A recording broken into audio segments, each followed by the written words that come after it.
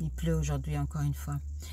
Je suis dans la voiture en train d'attendre des clients à l'hôtel de Paris et j'ai lu des articles qui parlaient de la femme entrepreneuse algérienne. A priori, il n'y aurait pas... c'est une minorité, on va dire, entre 6. Il y a un article qui dit 6 et un autre qui dit 17. Je ne sais pas qui dit la vérité ou qui dit vrai, mais n'empêche que c'est pas assez. Et j'ai lu des articles aussi sur des femmes qui ont entrepris en Algérie, qui ont eu un grand succès, comme celle qui a créé les produits cosmétiques bio et d'autres qui ont créé des produits alimentaires bio. Je ne vais pas citer leur nom, peut-être voilà, ça peut déranger, mais bon, je dis bravo, bravo.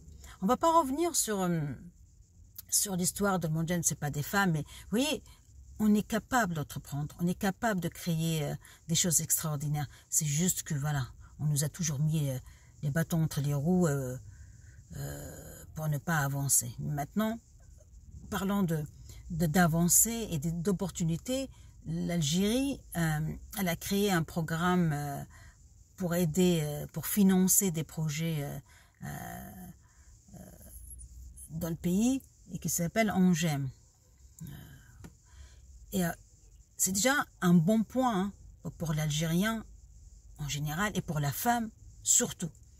Et ce que je sais dire, c'est que les femmes, allez-y, allez-y, lâchez pas l'affaire. C'est le moment. Vous avez toutes les possibilités de faire. Je sais que c'est pas évident, je sais que c'est pas facile, mais il faut pas hésiter, il faut y aller.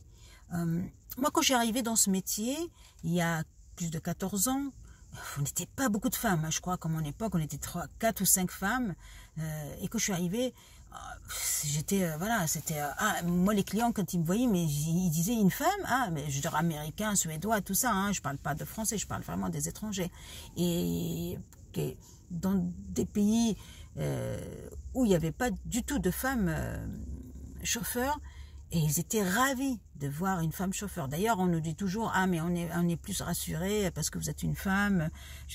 On sait que vous êtes plus, voilà, plus modéré dans la conduite. Je ne dis pas que les hommes ne savent pas conduire. Hein. Loin de moi de ce cliché-là, parce que j'ai un tas de collègues qui conduisent très bien.